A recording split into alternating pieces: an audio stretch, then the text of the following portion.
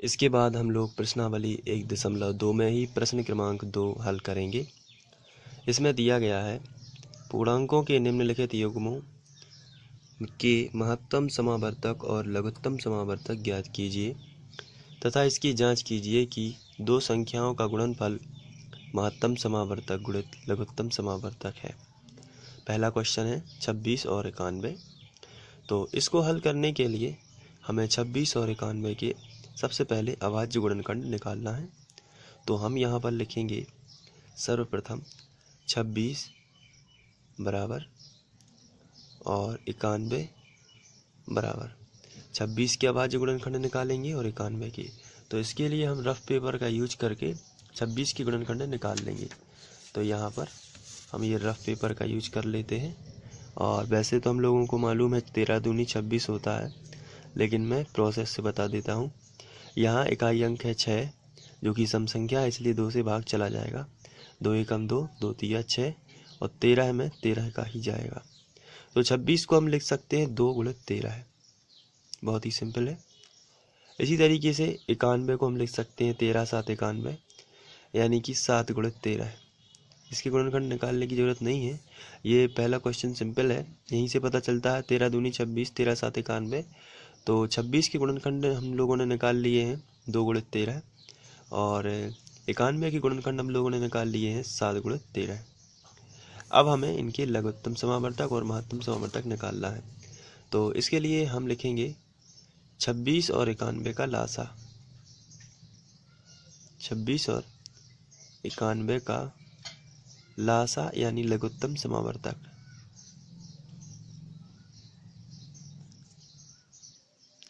और नीचे लिखेंगे 26 और 91 का मासा यानी महत्तम समावर्तक। अब आपको ध्यान से देखना है कि किस तरीके से ये निकाले जाते हैं। महत्तम समावर्तक और लघुत्तम समावर्तक में थोड़ा सा फर्क होता है और ये फर्क इनके बीच में अलग अलग विधियां लाता है। देखिए कैसे। लघुत्तम समावर्तक जो है इसमें हमें सभी संख्याएं लिखनी है और सभी संख्याओं की सबसे ऊंची घातों को लिख देना है, बस आपको रिपीट नहीं करना है। जैसे हमें यहाँ से लिखना शुरू करना है और लिखते जाना है, यहाँ से लिखते जाना है यहाँ तक, लेकिन कोई भी संख्या रिपीट नहीं करना है। बहुत ही सिंपल मेथड है। अगर ये आप पे आने लगी तो आप लघुत्तम समावर्तक और महत्तम समावर्तक में कभी नहीं भूलेंगे। बस यहाँ से लिखना स्टार्ट करना है और सबसे बड़ी घातों को लिखना है। ध्यान रखना है कोई भी संख्या रिपीट ना हो। देखिए किस तरीके से। यहाँ से सबसे पहले लिखा है 2, तो मैंने लिख दिया 2, गुणित लगा दिया। फिर लिखा है 13 है, तो मैंने लिख दिया 13 है, फिर गुणित लगा दिया। फिर लिखा है 7, तो मैंने लिख दिया 7। अभी तक कोई रिपीट नहीं हुई है, गुणित लगा दिया। इसके बाद लिखा है 13 है, मुझे 13 नहीं लिखना। क्यों नहीं लिखना? क्योंकि 13 यहाँ पर लिख चुका है, तो ये गुणा का चिन्ह हटा देता हूँ। तो ये जो है लासा होगा। जब हम इसका गुणा करेंगे तो 13 दूनी 26 और गुणित 7, तो रफ में कर लेते हैं। तो यहाँ आया 13 दूनी 26 गुणित 7। अब 7 का गुणा कर देते हैं। 7 छऊ 42, 42 का 2 हासिल आएगी 4, 7 दूनी 14, 14 और 4 कितने हुए 18। तो लघुत्तम समावर्तक आएगा 182। सिंपल मेथड है। लघुत्तम समावर्तक में आपको क्या लिखना है? लघुत्तम समावर्तक से वो इसकी वो बना लीजिए आप ट्रिक। ला से लाओ, सा से सब।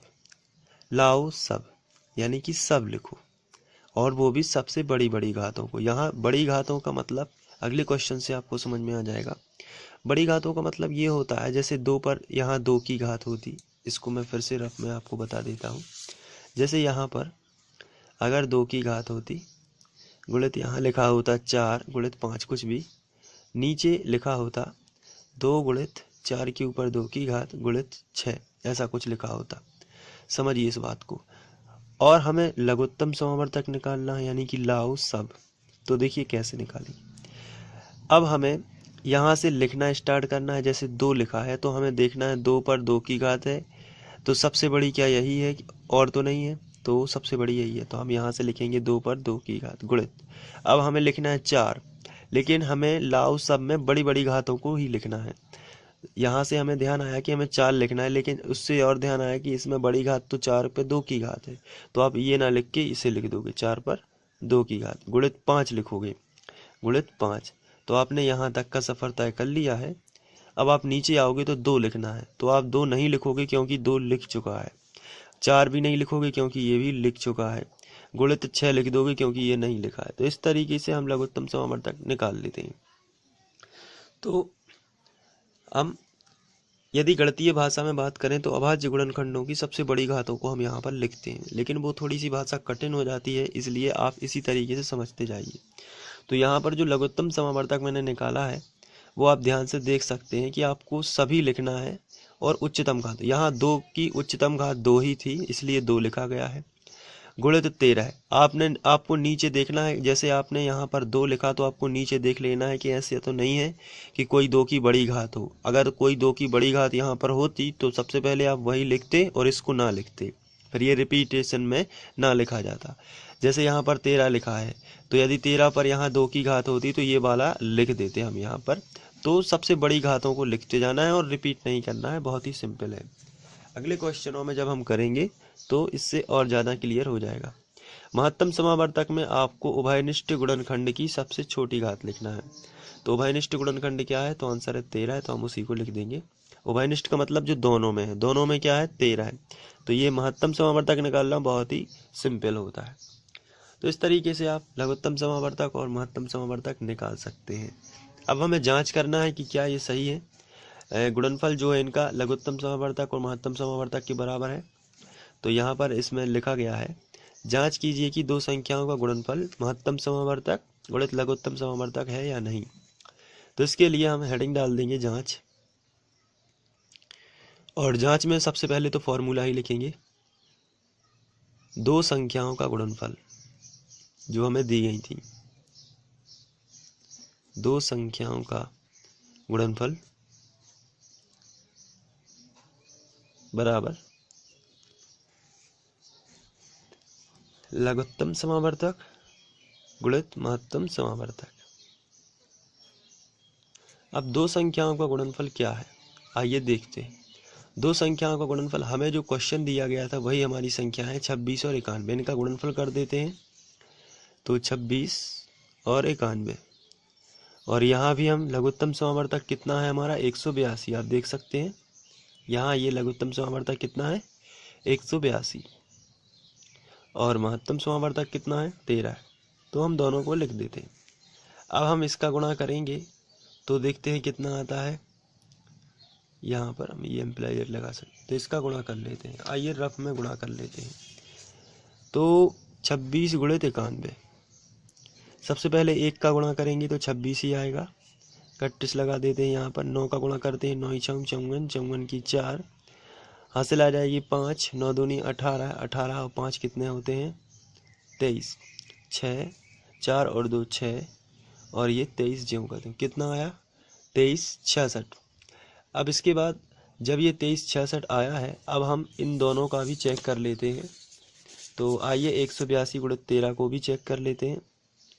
182 गुणित 13 है, तो 13 दूनी 26 की 6, हासिल आ जाएगी 2, 13 अट्ठे 104, 104 और 2 106, 106 की 6, और हासिल आ जाएगी 10, 13 एकम 13, 13 और 10 23, ये भी 23 66 आया है।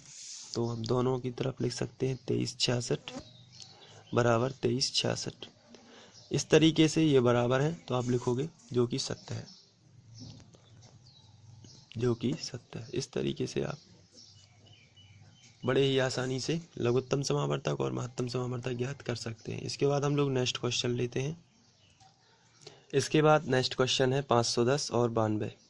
तो इसके लिए भी हमें सबसे पहले 510 और 92 की अभाज्य गुणनखंड निकाल लेना है। तो यहाँ पर हम हल करेंगे और 510 के लिखेंगे अभाज्य गुणनखंड और नीचे लिखेंगे 92 की। सबसे पहले हम 510 के लिखेंगे, तो यहाँ पर रफ में हम 510 का जो है वो गुणनखंड निकाल लेते हैं। तो यहाँ पर 510 इकाई अंक में 0 है, इसलिए हम 2 से भाग दे देते हैं। 2 दूनी 4, बचा 1 2 पंचे 10, फिर बचा 1 2 पंचे 10। अब यहाँ पर 5 आ चुका है, तो हम 3 से भाग देके देखते हैं। 3 सबसे पहले 3 8 24, बचा 1 3 5 15। अब ये 5 से जाएगा 17 पौने 85, फिर ये 17 एकम 17। तो इस तरीके से हमें 510 के जो अभाज्य गुणनखंड मिले हैं उन्हें हम लिख लेते हैं। ये है 2 गुणित 3 गुणित 5 गुणित 17, इनको हम लिख सकते हैं। अब यहाँ कोई रिपीट नहीं हुआ है तो हम घात लगाकर नहीं लिख सकते, इसी तरीके से लिखेंगे। इसके बाद हम 92 के अभाज्य गुणनखंडों को निकाल लेते हैं। तो यहाँ पर हम 92 के लिए भी निकाल देते हैं। 92 2 से जाएगा, 2 चौके 8, यहाँ बचा कितना 1 2 4 12, फिर 2 से जाएगा तो ये 23, क्योंकि 2 दूनी 4 2 तिया 6, फिर 23 का 23 में ही गया तो 23 एकम 23 ही हो गया। तो यहाँ पर हम लिखेंगे 92 के गुणनखंड आए हैं 2 गुणित 2, तो हम इस पर 2 की घात लगाकर लिख सकते हैं क्योंकि ये रिपीट हो गया है, और गुणित 23 आपको इसी तरीके से करना है। अब हमें 510 और 92 का लासा निकालना है, और उसके बाद 510 और 92 का मासा निकालना है, यानी कि लघुत्तम समावर्तक और महत्तम समावर्तक। अब लासा निकालने की विधि मैंने आपको पहले बताई हुई है कि सभी को लिखना है, बस रिपीट नहीं करना है। यहाँ से शुरू होना है, शुरू से, और सबको लिखना है, रिपीट नहीं करना है, और उच्चतम घातों को लिखना है। आपको ध्यान रखना है ये बातें, सबको लिखना है, उच्चतम घातों को लिखना। अब कैसे याद आएगा कि लघुत्तम समावर्तक में ही सबको लिखना है कि महत्तम समावर्तक में ही सबको लिखना है? तो मैंने एक छोटी सी ट्रिक बताई, लघुत्तम समावर्तक में ही सबको लिखना है, क्योंकि इसका मतलब होता है लाओ सब, लाओ सब, ला से लाओ, सा से सब। तो आपको ध्यान आ जाएगा कि इसी में लिखना है। अब हम शुरू करते हैं। तो हमने यहाँ से शुरू किया 2, तो हमने देखा कि ऐसा तो नहीं कि कोई 2 की घात एक्स्ट्रा हो जो इससे ज़्यादा बड़ी हो, तो हमने नीचे देखा तो हाँ हमें मिल चुकी है। इससे अच्छा इसको लिखो, क्योंकि इसे ज़्यादा से ज़्यादा चाहिए, क्योंकि लाओ सब। तो हम इस 2 को ना लिख के 2, इसकी उच्चतम घात क्या है 2 पावर 2, इसको लिखेंगे गुणित।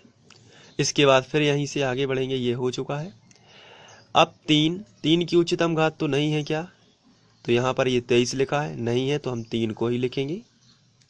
इसके बाद 5 को लिखेंगे, 5 है तो नहीं उच्चतम घात, नहीं है तो 5 यही आएगा, यही सबसे उच्चतम घात मानी जाएगी। फिर 17 की उच्चतम घात तो नहीं है, तो नहीं है तो 17 ही लिखा जाएगा। इसके बाद यहाँ पर ये लिख चुका है, रिपीटिशन बिल्कुल भी नहीं है, लागू होगी यहाँ पर।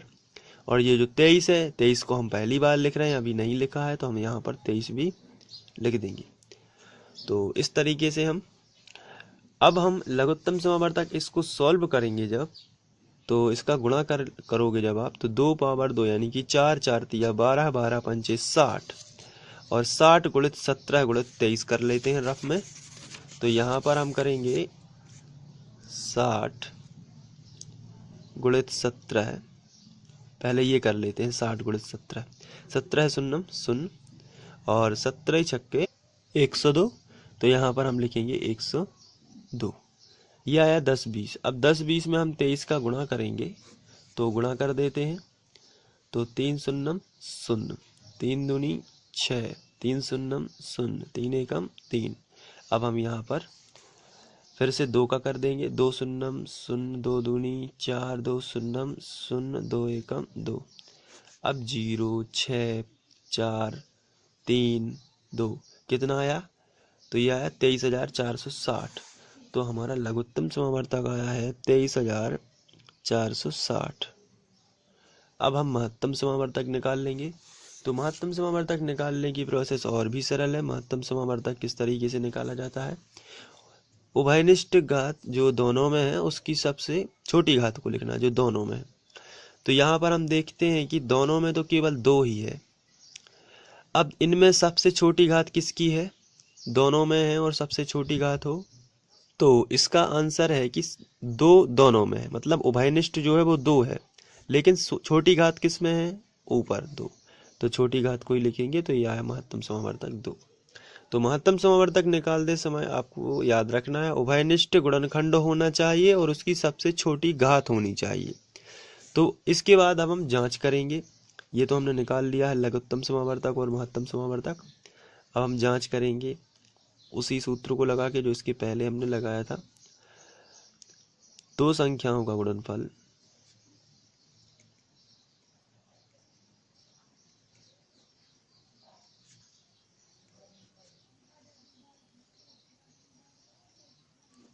बराबर लघुत्तम समावर्तक गुणित महत्तम समावर्तक। दो संख्याओं का गुणनफल, हमारी दो संख्याएं हैं 510 और 92 जो हमें क्वेश्चन में दी हुई थी, तो इन्हीं का हम गुणनफल करेंगे। यहाँ पे 510 गुणित 92 लघुत्तम गुणित महत्तम। लघुत्तम समावर्तक हमारा है 23,460, यहाँ पर हम लिखेंगे 23,460 गुणित महत्तम समावर्तक 2 है तो 2 का गुणा होंगे। अब यहाँ पर हमें दोनों को बराबर लाना है, तो सबसे पहले हम गुणा करेंगे 510 का 92 में, रफ में कर लेते हैं। यहाँ पे 510 और यहाँ पे 92। सबसे पहले 2 का करेंगे, 2 शून्यम 0, 2 एकम 2, 2 पंचे 10।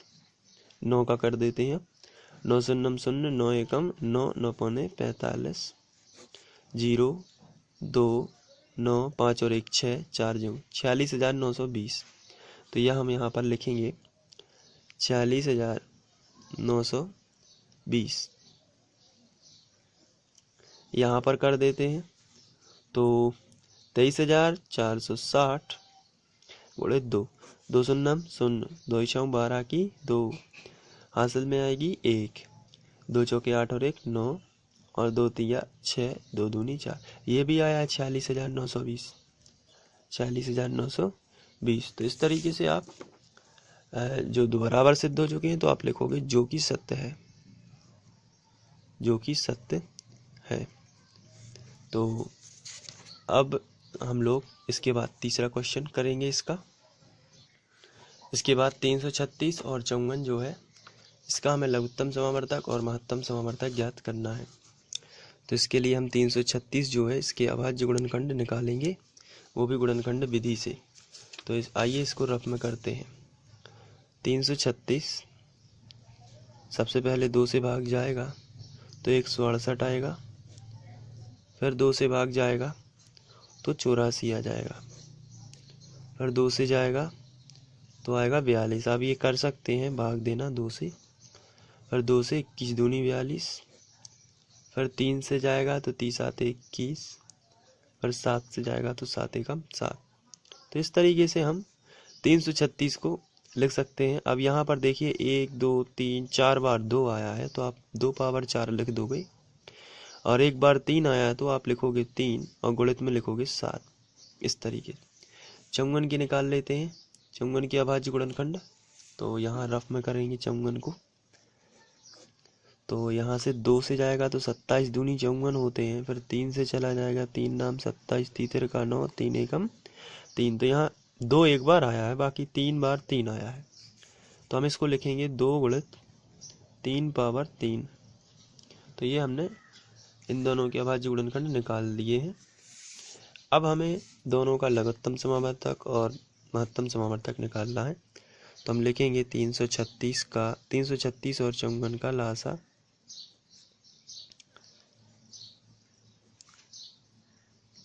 और यहाँ लिखेंगे 336 और 54 का मासा।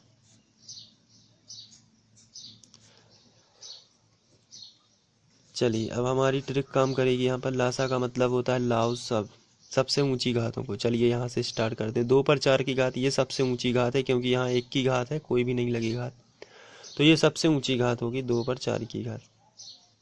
इसके बाद 3 आया है, लेकिन 3 की सबसे ऊंची घात क्या है, 3 के ऊपर 3 की घात, तो इसको ना लिख के इसको लिखना बेटर रहेगा, 3 पर 3 की घात।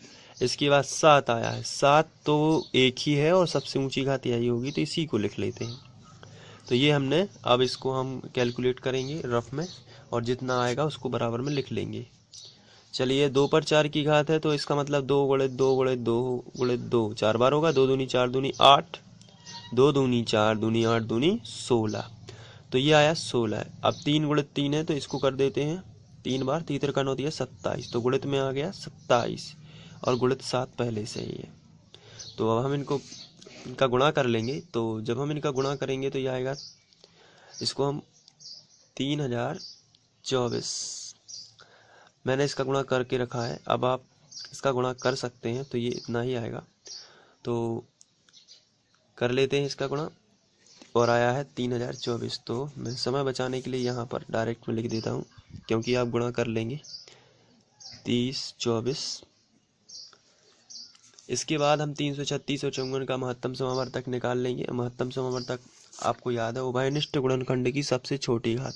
उभयनिष्ठ गुणनखंड इसमें है 2 3 2 3 दोनों में है, तो हम लिखेंगे 2 गुणित 3 और सबसे छोटी घात 1 की ही मानी जाएगी। तो 1 की हमने दोनों की एक एक घात ले ली है, तो 2 गुणित 3, क्योंकि यहाँ छोटी घात क्या है 3, यहाँ छोटी घात क्या है 1, दोनों की छोटी घातों यानी 2 गुणित 3 को हमने ले लिया, तो ये आएगा 6। अब हम जांच भी कर लेते हैं।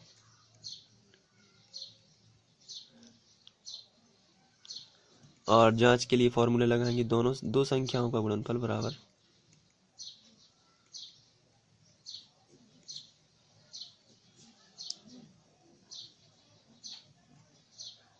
लघुत्तम समावर्तक गुणित महत्तम समावर्तक। दो संख्या का गुणनफल, हमारी दो संख्याएं थी वो थी 336 गुणित 54। लघुत्तम समावर्तक हमारा एक आया है 3024, दूसरा आया है 6, महत्तम समावर्तक 6। दोनों का गुणनफल कर देंगे। तो आइए दोनों का गुणनफल करेंगे। इसका गुणनफल जब आप करोगे तो आएगा 18,144 और इसका भी उतना ही आएगा 18,144। आप गुणा करके देख सकते हैं। अब दोनों चूंकि बराबर हैं इसलिए जो कि सत्य है, आप यहाँ पर लिखोगे जो कि सत्य है। तो इस तरीके से आप कर सकते हैं। तो प्रश्नावली 1., जो हम लोग 2 कर रहे हैं उसमें प्रश्न क्रमांक 2 अब समाप्त होता है। अब हम लोग प्रश्न क्रमांक 3 करेंगे। Thank you.